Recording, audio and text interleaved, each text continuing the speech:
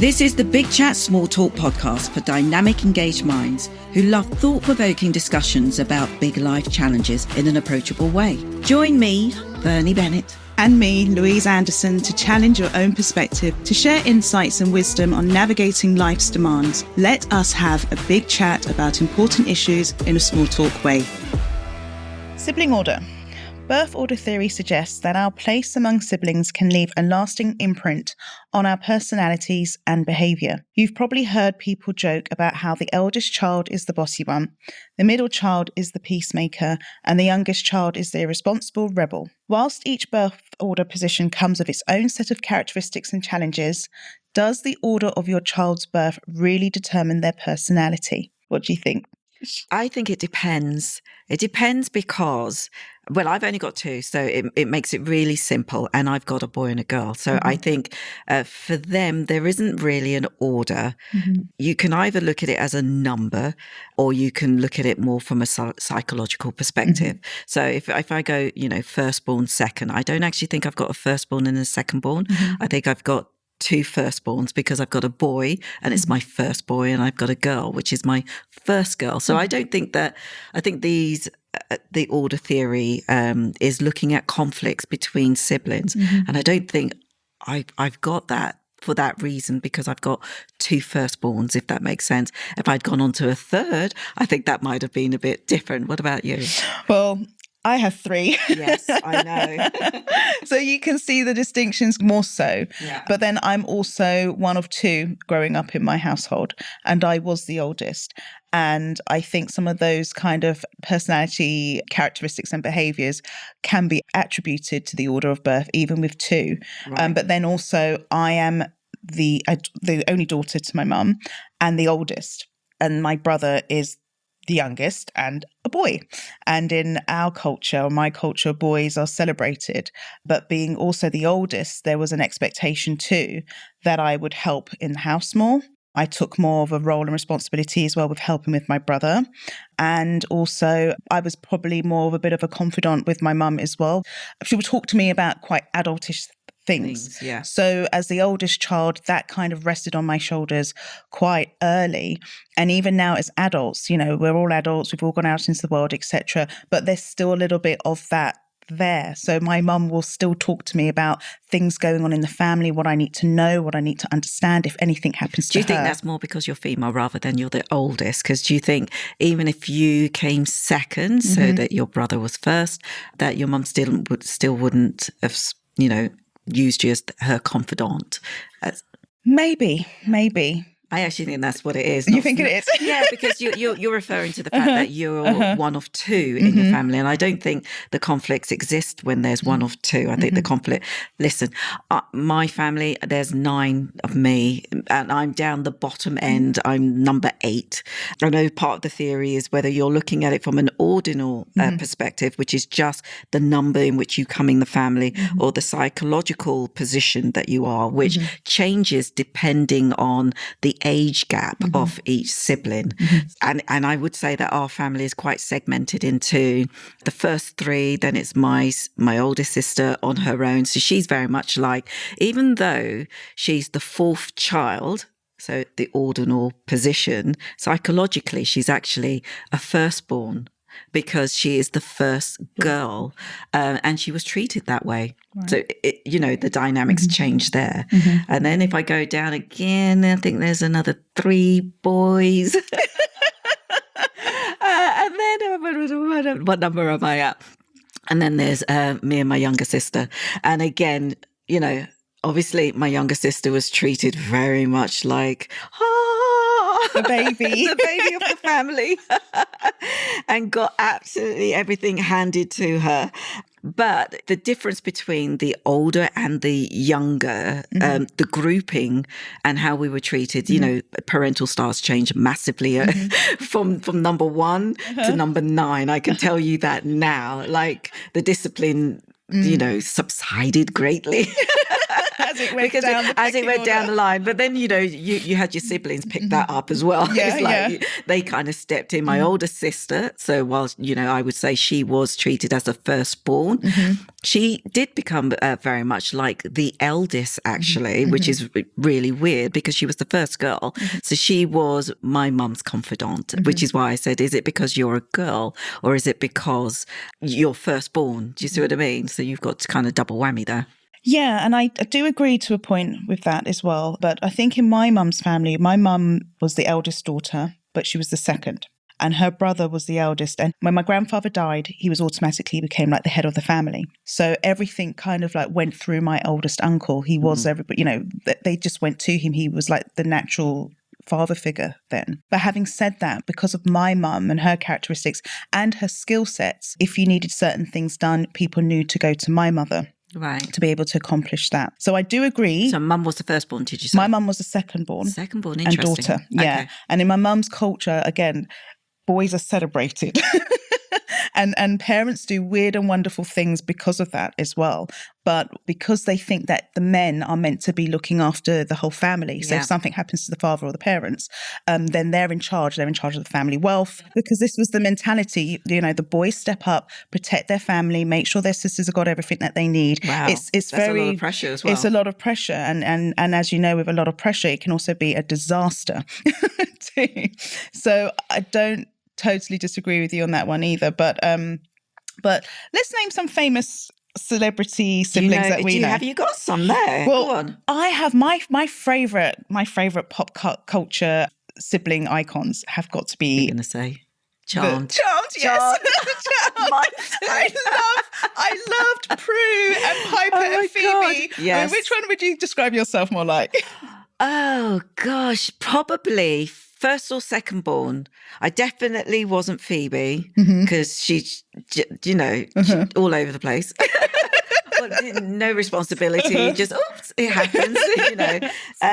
So first or second born. What about you? I would say you're more of a Prue. Really? Yeah, you're a Prue, definitely. Why? Oh, you're perfectionist. You're very disciplined. Okay. You're even like with our relationship dynamic. I feel like I can go to you. I feel like I'm talking to my older sister. Right. Okay. I feel like you've got this. I've got it. You've got it. I've got it together. Got it together. I like it. I think I'm probably a Piper. Yeah. Okay. I think I'm a Piper. Definitely. I think at this point, then we should go through what firstborn characteristics, secondborn. So if I'm looking at it here, it says firstborns are basically the exceptional ones. They are the leaders of the pack. They generally have high IQ, higher than the rest of the family. And we can come back to why that might be. They're reliable, structured, but also controlling.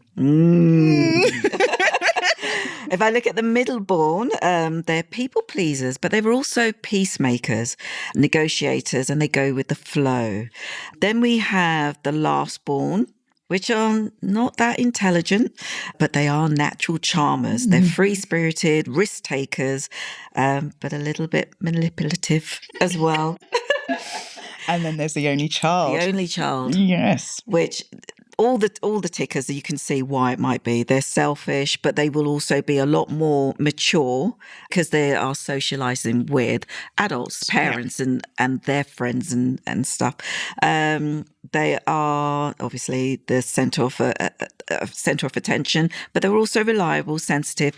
But the best thing I think is about them is that they're imaginative, and you can see why, because they've got no other playmates. So they sit and they play with themselves, and they imagine what life could be, and they, you will find a lot of only children in the entertainment industry because they're really creative. That's so true. And I know, just having friends and relatives who are the only child, some of the times they would say when they were playing, because they had to play on their own, so they had to be imaginative. They would actually imagine. So their imaginative friends would be their brothers and sisters that they would create. Okay. Yeah. So if they had a brother, their brother would be like this. If they had a sister, their sister would be like that. And so they would spend a lot of time doing that. Right. Sometimes pretending that they had brothers and sisters. Probably had the dolls sat in different chairs, the teacups out. Yeah. And they've had a party all by themselves, but not really by themselves. But with their imaginative brother and sister. Exactly. So I think we're saying here that they are, depending on the number of children, you could probably see those traits a little bit more. When there's two, and it's as the probably numbers harder. grow as well, you don't just go, I mean, one video that I was watching, you don't just go by the ordinal position, which is literally first place, second place, third place, fourth place. Because after you get past 3 as well, then how does it work? Are they all middle children? No. You have to look at the psychological position. And if there is a massive age gap, so 5 to 7 years, what you will also find is that if you've got 2 children, you might actually have a firstborn and an only child psychologically, the traits that they'll take on, because the older child is 16 and the younger child is 4 or 5, there is no connection between them. So there's no competition either. Two different generations as well. Exactly. Yeah. And the parents will treat them massively differently as well. What I did find, though, is where there are 2 children and they are the same sex, they will compete. That seems quite straightforward. But if they're different sexes, whether they compete will depend on how their parents treat them, whether their parents are androgynous insofar as the gender roles or very sex delineated. So if they are androgynous, it will mean that the male and the female will do very similar roles. So cooking, cleaning, going to work, both of them will do very similar roles. And if you've got a male and a female child, they'll compete, they'll fight it out because they're fighting for the same positions within the household. But if you've got very clearly delineated gender roles within the household, and that's how the parents structure the family life, you'll find that the boy and the girl won't fight, because they will take on those gender roles and, they are special to mum and dad in their own way within those genders. And I just think that's really brilliant. Well, I kind of have to differ a little bit on that. But I do definitely, because I fought back against those gender roles in my household. Okay. Yeah, because, I grew up where it's like, this is what the girls are expected to do. Yeah. And I didn't like that. But that's probably why I talk a lot and I'm a rebel. I was like, no, this is not fair. Not having it. I'm not having it. Why does he have to do less than me? Right. But there was this attitude, well, because he's a boy. Right. And you're the girl, so we expect you to run the home. And I remember, my mum in her career had to do a bit of traveling. And when we were old enough to be at home on our own, we were still like late teens. Yeah. But I would remember my aunts and some of my mum's cousins phoning me saying, who's cooking for Daniel? I'm like, I'm not. I like that. I'm not. Look somewhere else. But he's going to do his dinner. I said, he's going to have to survive on his own. He'll do it himself. Exactly. Yeah. But I do agree. Sometimes there's definitely more competition if there's just 2. So then what is the magic number? I think the magic number depends on the age gap. Okay. And I don't think there is a magic number. I think if there is enough space between each sibling, you can keep going because they won't compete. But I think if the age gaps are close together, and that's what the evidence seems to suggest, anything below 5 years where the age gaps are close together, then they will compete. Okay. Yeah. What do you think? So I think 3 is the magic number. Okay, is that because you've got 3? Yeah, I think 3 is the magic number. I think what going back to some of those examples for, the firstborn, the middleborn and the lastborn, etc.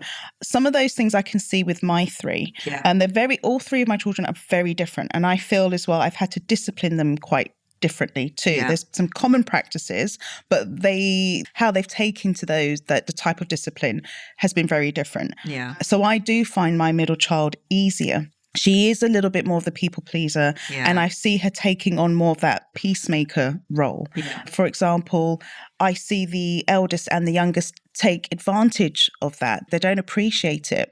And there was a time when she went away for a couple of days to stay at a relative's house, and both of them said, we miss her. Where is she? Because she was bringing it together. And I could see her assuming that kind of role.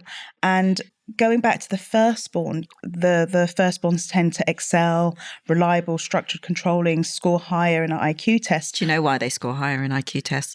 Well, I think it's because for my firstborn, I spent a lot of time with her every day, reading, writing, doing the shapes, the colours, you name it. I was dedicated. Come the second child, that started to wane. Come the third child, it's just like non-existent.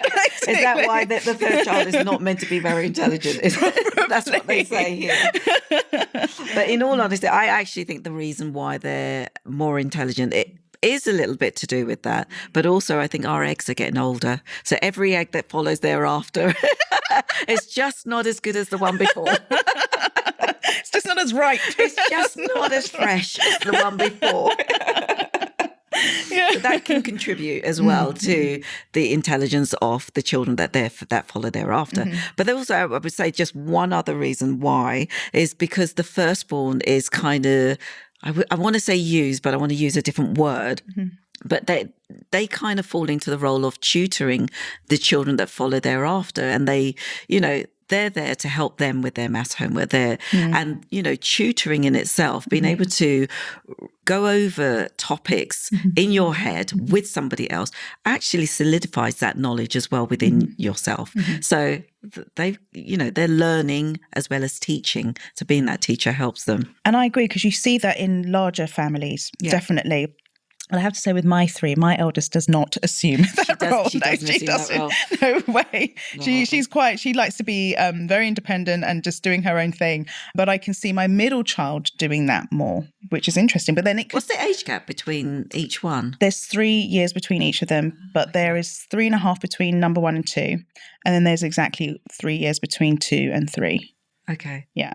I would have said, until I looked at the research, that was a good age gap, because that's mine. But the research suggests that no, it's not.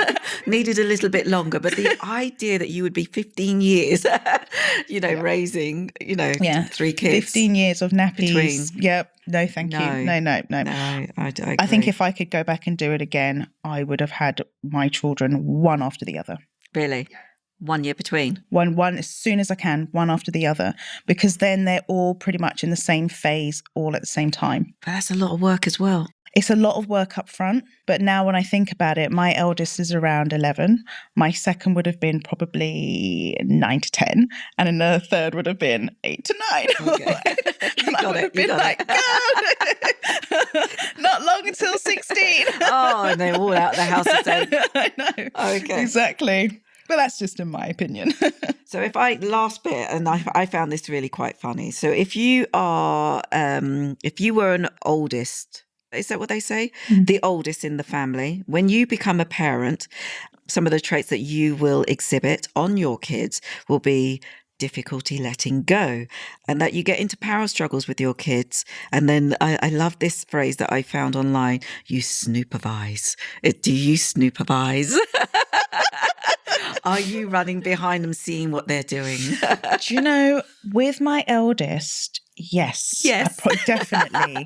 But I don't know. But I don't think it's because they're an eldest. I think it's just because of your parental styles changes from your eldest to your youngest. Yeah. Because, when you, like any first-time parent, you're anxious. You don't know what you're doing. Even if you come from a family where you're used to babies, and I was used to little babies with younger cousins. My ex wasn't. He just hadn't even looked at it. He had never touched a baby's nappy. But you're more anxious. You don't know what you're doing. You're very reliant on books and other people's advice. So you're a bit more... What was your go-to book? Oh, I loved T.C. Hall, Save Our Sleep. That was the best book for me. Okay. Yeah. Mine was Gina Ford. I haven't got the name of it, but we'll put both of those in the link below, because that will help someone. It helped us. Yeah, exactly. It helped me definitely with all 3 of mine. And then by the time I got to my second, I knew what I was doing. And I think babies do pick up on that. They do pick up on the anxieties of their parents. But then having said that, because I was by the book with my first, she was probably the easiest baby. She her routine was just down. She slept through the night easier. She went from breastfeeding to bottle much easier.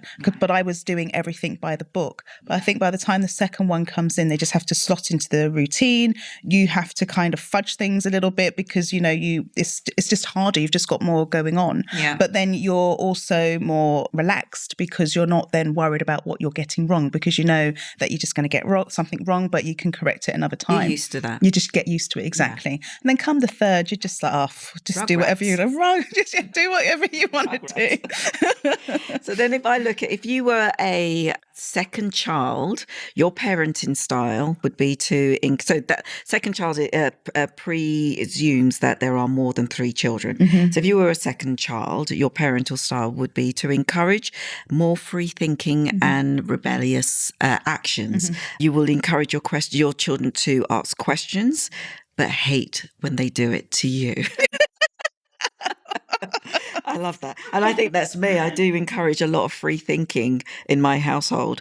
But when they say, why, I'm like, no, I'm mum. It is just what it is. I'm not going to answer everything. So there are some downfalls to that free thinking thing. Middle child, if you were a middle child, so thereafter, number 2, you have a need to be liked by your kids and can't sleep if you feel that things are unsettled in your household. So you're quick to negotiate a settlement to steady the ship. So that's middle child parenting style. And the youngest, because if I just scroll back up, if I say the youngest is the one that what do we say about the youngest? Rebellious, they're the free-spirited, yeah. You're right. So they're the playful the ones. risk takers, yep. So it was quite interesting. So if you are the youngest, you play a lot. You continue your childhood play with your kids, and you're most likely to be labelled by your partner as being a big kid. And I can see that, because again, just bringing it back to my own experience, when I had my firstborn, it was like, oh, I'm a mum, and you go into protective mode and everything. But because I didn't know what I was doing, and I was so anxious as well, because you want to do everything right, I didn't enjoy it. And then not only that, you're trying to get to the next stage all the time. So firstborn, first 3-4 months, then trying to get them to sleep through the night, then to get them crawling, then to get them walking. You're not actually being in the moment. So by the time I got to my 3rd child, and knowing how much I missed having the baby. And this is as a firstborn child. As a firstborn child, yeah. By the time I got to my 3rd and just having my son, I really enjoyed him as a baby. I enjoyed the picking up and the kissing and the cuddling and everything. And everyone used to say to me, you're going to build a rod for your own back. Yeah. And as we know, I have built a rod for my own because back. Your youngest child now is very much controlling the household. Yes. Yeah. And I did see somewhere where I watched a video, and he was saying that when mum tells the oldest child to go and help the youngest one get dressed, the oldest one is going, why do I have to do that? And they feel like, well, I'm in control, you do what I want to do. So there's a self-elevation in I'm in control and you do what I want to do.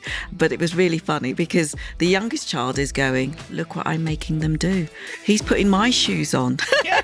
So true. Completely controlling the house. It's so true. And I see that with my 3, definitely. Yeah. I think that was a brilliant topic. Yes, I do too. Thanks for listening to the Big Chat Small Talk with Bernie and Louise. Follow us on Instagram at Big Chat Small Talk.